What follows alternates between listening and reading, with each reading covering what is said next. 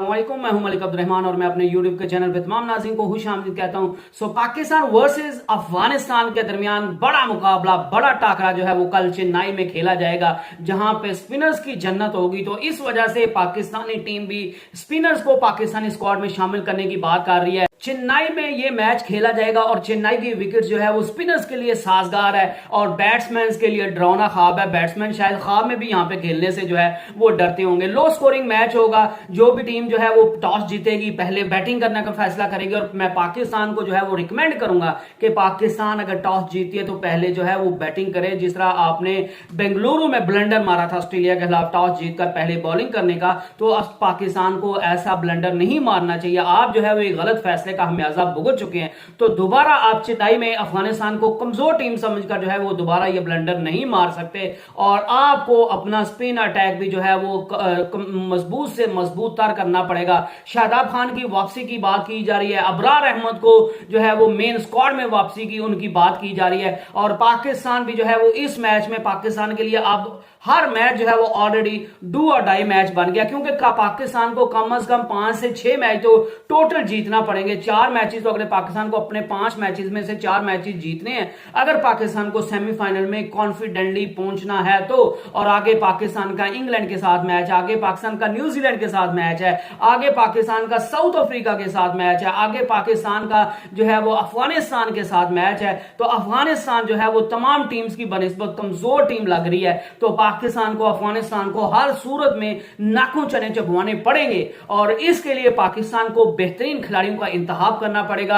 आप इन्हीं रेलू कट्टों के साथ जो है वो मजीद जो है वो आप नहीं वर्ल्ड कप खेल सकते। और अगर आप जो है वो परफेक्ट कॉम्बिनेशन नहीं बनाते तो पाकिस्तान जो है वो वर्ल्ड कप जीतने की पोजीशन में नहीं, और ना ही इस बॉलिंग लाइन के साथ पाकिस्तान जीत सकता है, ना ही इसी बैटिंग लाइन के साथ जीत सकता है। पाकिस्तान के ओपनर्स की बात करें तो वो तो ऑलमोस्ट सेटल नजर आ रहे हैं। मिडिल ऑर्डर में जो है वो सलमान अली आगा की वापसी की बात की जा रही है। इफ जो है वो फहर जमान जो है वो इंजर्ड है तो उनकी जगह पे अबरार अहमद जो कि मिस्ट्री स्पिनर इस मैच में बड़े साजगार साबित हो सकते हैं, उनकी वापसी की बात की जा रही है कि उनको वापसी में जो है वो स्क्वाड में एंट्री दिलवाई जाएगी। और मे भी आपको उसामा मीर, शादाब खान और अबरार अहमद जो है वो तीनों खेलते हुए दिखाई दे। लेकिन उसके लिए फिर पाकिस्तान को जो है वो एक फास्ट बॉलर कम करना पड़ेगा। और पाकिस्तान फास्ट बॉलिंग किसको कम करेगा? शहीन को आप निकाल नहीं सकते। हसन अली जो है वो कंपैरेटिवली फास्ट बॉलर्स में अच्छी बॉलिंग कर रहे हैं, आप उस पर भी रिस्क नहीं ले सकते। और आप हारिस रऊफ एंड पे एक रह गया और वो तेज बॉलिंग करता है। तो यहां पे जब चेन्नई में विकेट जो है वो बॉल जो है वो फंस के आएगी, रुक के आएगी, तो उसकी हारिस रऊफ की जितनी पेस है, अफगानिस्तान के जो बैटर्स हैं वो रहमानुल्लाह गुरबाज के अलावा वो जो है वो सारे जो है वो फास्ट बॉलिंग पे फंसते हैं, वो स्पिनर्स के सामने फंसते हैं। तो पाकिस्तान को इस मैच में जो है वो बड़ी समझ बूझ और परफेक्ट प्लानिंग और परफेक्ट जो है वो प्लेइंग 11 के साथ जाना पड़ेगा अगर पाकिस्तान ने अफगानिस्तान को हराना है। और अफगानिस्तान के तो चले आगे सेमीफाइनल में जाने के चांसेस कम नजर आ रहे हैं, बहुत कम नजर आ रहे हैं। लेकिन पाकिस्तान अब किसी भी किस्म का कोई भी रिस्क नहीं ले सकता और पाकिस्तान को अपनी 100% एफर्ट अब देनी पड़ेगी, अदरवाइज पाकिस्तान सेमीफाइनल की दौड़ से जो है वो बाहर हो जाएगा।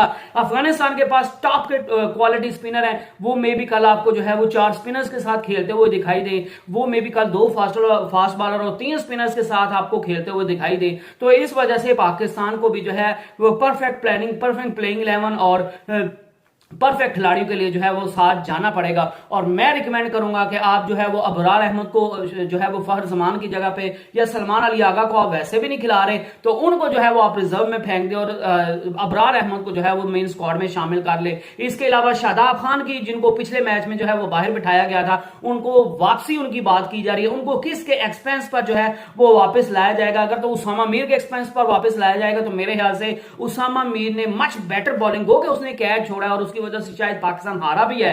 लेकिन वो जो आप इंटरनेशनल क्रिकेट में जब आप प्रोफेशनल क्रिकेट खेल रहे होते हैं तो फिर आप एक कैच की जो है वो बिना पर ये नहीं कह सकते कि आप पूरा मैच जो है वो एक कैच की वजह से हार गए। आपको दोबारा उसने 160 रन बनाए हैं, उसका जो है वो सेंचुरी के बाद 105 रन के बाद भी जो है वो रिकॉर्ड उसका जो है वो कैच छूटा था, आप तब पकड़ लेते। आपने उसको सेंचुरी बनाने क्यों दी? आप जो है वो परफेक्ट प्लानिंग के साथ क्यों नहीं आए? आपके बॉलर्स ने कोशिश क्यों नहीं की उसकी विकेट लेने की? और आपके बॉलर जो है वो क्यों आउट ऑफ द कलर दिखाई दिए। एक दफा अगर गलती होगी तो आप ये तो नहीं कर सकते एज ए प्रोफेशनल कि अब हम जो है वो इस पर रोना धोना शुरू कर दें कि वो एक कैच छूट गया था तो अब जो है वो वार्नर को हमने खुली छूट दे दिया, वो बेशक 150 बनाए, बेशक 200 बनाए, बेशक 300 बनाए, क्योंकि उसका एक कैच छूट गया तो अब हम उसे जो है वो ना आउट करेंगे और ना ही वो आउट हो सकता है। ये तो आप बहाना नहीं बना सकते। लेकिन अगर आप उसामा मीर की बात करें और मोहम्मद नवाज की बात करें तो मोहम्मद नवाज को अच्छा खासा जो है वो वार्नर ने पेला है। तो अगर आपने शादाब खान को वापस लाना है तो आपको मोहम्मद नवाज की जगह पे वापस लाना पड़ेगा। और वैसे भी जो है वो शादाब खान जो है वो स्पिनर्स के खिलाफ अच्छी बैटिंग करते हैं। मोहम्मद नवाज तो पहले बैटिंग अच्छी करते थे लेकिन वो कंपैरेटिवली शादाब से बेहतर बॉलिंग भी कर रहे थे। लेकिन जो अभी पिछले 2-3 मैचेस से नजर आ रहा है जो मोहम्मद नवाज है वो भी बिल्कुल आउट ऑफ द कलर, ना उनसे स्पिनर्स के खिलाफ बैटिंग हो रही है ना उनसे जो है वो फास्ट बॉलर्स के सामने उनसे बैटिंग हो रही है। तो इस वजह से शायद जो है वो शादाब खान को वापसी का परवाना मिलने जा रहा है। और वैसे भी वाइस कैप्टन और एशियाई कंडीशंस में या एशियाई मुमालिक वैसे भी जो है वो वाइस कैप्टन को बाहर नहीं निकालते।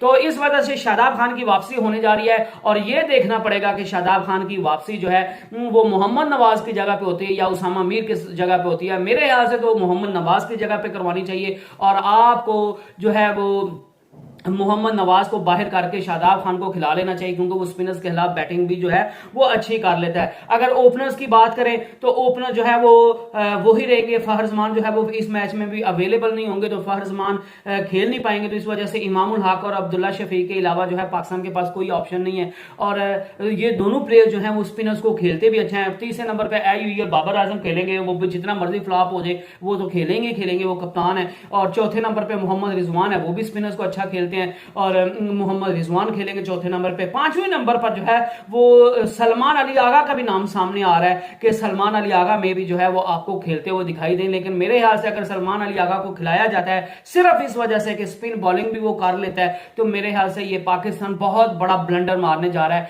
और आपको जो है वो जब आपके तीन जो है वो इफ्तिखार अहमद भी बैटिंग करता है, इफ्तिखार अहमद को आप बाहर नहीं कर सकते क्योंकि वो आपके पास वाहिद ऑप्शन है जो है वो हार्ड हिटिंग कर सकता है। तो आप फिर सलमान अली आगा को लाएंगे तो वो किसी जो है वो सऊद शकील की जगह पे लाएंगे तो Saud Shakeel is much better player than Salman Ali Agha. और आप सिर्फ और सिर्फ अपनी जो है वो बॉलिंग ज्यादा करने की वजह से जो है वो एक प्रॉपर बैट्समैन को नहीं निकाल सकते। और जो आपके मिडिल ऑर्डर की जान है सऊद शकील, आप उसको बाहर किसी सूरत नहीं कर सकते। और अगर ये किया जाता है तो ये बहुत बड़ा ब्लंडर होगा और मुझे नहीं लगता कि सऊद शकील पर जो है वो इतना बड़ा रिस्क लेने जा रहे हैं। तो पांचवें नंबर पे आपको सऊद शकील खेलते हुए दिखाई देंगे। छठे नंबर पर जो है वो आपको जो है वो इफ्तिखार अहमद खेलते हुए दिखाई देंगे। सातवें नंबर पे आपको शादाब खान जो है वो उनकी वापसी होते हुए दिखाई दे रही है। आठवें नंबर पे उसामा मीर जो है वो आपको खेलते हुए दिखाई देंगे। और 9वें नंबर पे आपको मे भी जो है वो मिस्ट्री स्पिनर अबरार अहमद खेलते हुए दिखाई देंगे। लेकिन उसकी वजह से आपको फिर जो है वो किसी फास्ट बॉलर को बाहर निकालना पड़ेगा। लेकिन और मुझे यहां तक लग रहा है पाकिस्तान और बाबर आजम में इतने जो है वो दम नहीं है, उनके तिलों में इतना पानी नहीं है कि वो इस तरह का ब्रेव डिसीजन ले पाए और वो अबरार अहमद को, शादाब खान को भी निकाल दें, मोहम्मद नवाज को भी निकाल दें और मिस्ट्री स्पिनर उसामा मीर और जो है वो अबरार अहमद को दोनों को जो है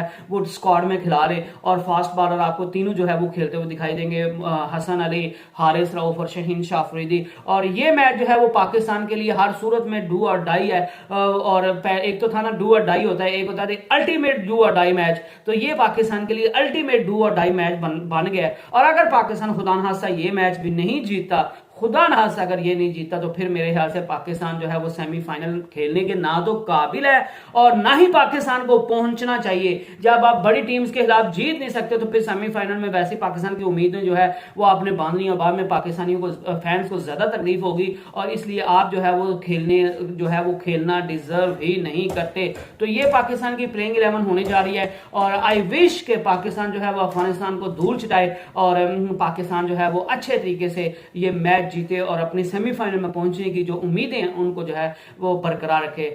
नेक्स्ट वीडियो तक stay blessed and stay tuned. Allah Hafiz.